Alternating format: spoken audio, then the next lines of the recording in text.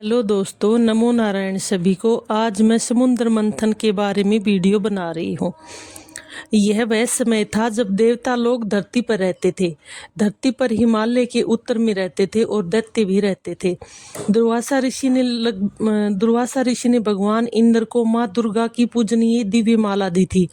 देवराज ने उस माला का सम्मान नहीं किया और दुर्वासा ऋषि के क्रोध के फलस्वरूप साप का भागी हुआ, जिससे इंद्र श्रीहीन हो गया। लक्ष्मी प्राप्ति के लिए समुद्र मंथन करना जरूरी था। भगवान विष्णु ने इंद्र को शाप मुक्त करने के लिए असुरों के साथ मिलकर समुद्र मंथन करने की सलाह दी और दैत्यों को अमृत का लालच दिया। जब समुद्र मंथन शुरू हुआ, भगवान विष्णु ने कच्छप बनकर समुद्र मंथन में भाग लिया। वे समुद्र के बीचों बीच स्थिर रहे और मद्राचल पर्वत उनके ऊपर रखा गया। बासुकी नाग की रस्सी बनाकर एक ओर से देवता और दूसरी ओर से दैत्यों ने समुद्र मंथन करना शुरू कर दिया। समुद्र मंथन में 14 चीजों की प्राप्ति हुई, जो इस प्रकार है। नंबर 1, हलाहल विष। समुद्र मंथन में सबसे पहले हलाहल विष निकला, जिसकी ज्वाला बहुत तीव्र थी, जिससे सभी देवता और दैत्य जलने लगे। सभी ने मिलकर भगवान शंकर की प्रार्थना की। भगवान शंकर ने विष को अपने कंठ में धारण किया और नीलकंठ कहलाए। नंबर 2, कामधेनु गाय। विष के बाद मथे जाने पर समुद्र में चारों ओर भयंकर आवाज हुई और साक्षात सुरभि कामधेनु गाय निकली। इस गाय को काले, श्वेत, पीले, हरे तथा लाल रंग की सैकड़ों गायें घेरे हुए थी।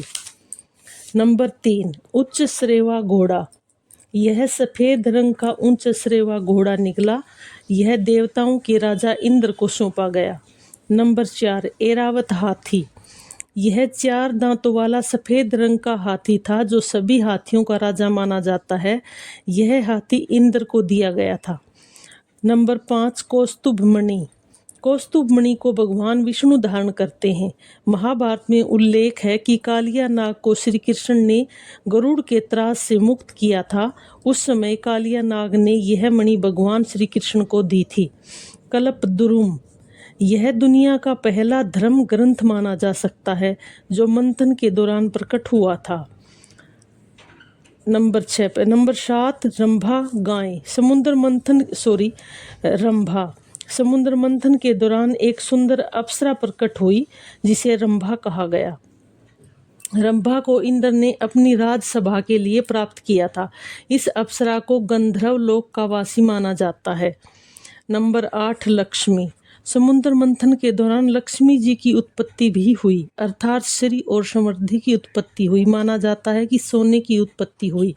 दूसरी लक्ष्मी महर्षि भृगु की पत्नी ख्याति के गर्भ से एक त्रिलोक सुंदरी कन्या उत्पन्न हुई, जिसका नाम लक्ष्मी था और जिसने भगवान विष्णु से विवाह किया। नंबर 9, वारुणी मदिरा। वारुणी नाम से एक शराब होती थी। असुरों ने वारुणी को लिया।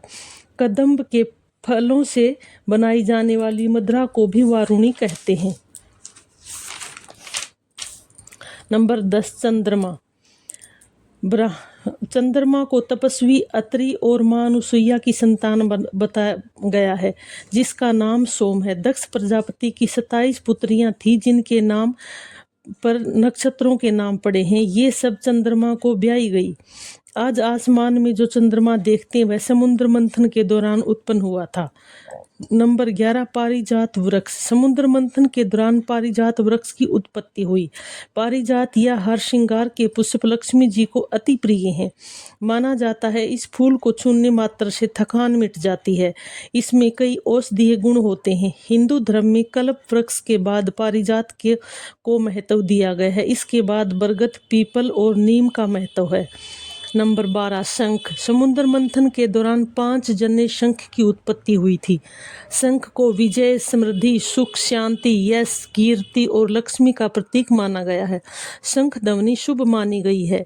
1928 में बर्लिन यूनिवर्सिटी ने शंख ध्वनि का अनुसंधान करके यह सिद्ध किया कि शंख ध्वनि कीटाणुओं को नष्ट करने की उत्तम औषधि है। शंख कई प्रकार के होते हैं। नंबर 13 धन्वंतरी वैद्य। देवता एवं दैत्यों के प्रयास के शांत हो जाने पर समुद्र में स्वयं ही मंथन चल रहा था, जिसे भगवान धन्वंतरी हाथ में अमृत का कलश लेकर प्रकट हुए और कई प्रकार की औषधियां भी प्रकट हुई। धन्वंतरी वैद्य को आयुर्वेद का जन्मदाता माना जाता है। धनतेरस के दिन उनका जन्म हुआ था। धन्वंतरी आरोग्य, सेहत, आयु और तेज के आराध्य देवता हैं। नंबर 14 अमृत। समुद्र मंथन के अंत में अमृत का कलश निकला था, जिसको पीने से व्यक्ति हजारों वर्ष तक जीने की क्षमता प्राप्त कर लेता है। अमृत कुंभ के लिए स्वर्ग के में 12 दिन तक संघर्ष चलता रहा। उस कुंभ से भारतवर्ष में 4 स्थानों पर अमृत की बूंदें गिर गई। यह स्थान है हरिद्वार, प्रयाग, उज्जैन और नासिक। यहाँ प्रत्येक 12वें वर्ष में कुंभ का आयोजन होता है। बाद में भगवान विष्णु ने मोहिनी का रूप धारण करके अमृत को बांटा था।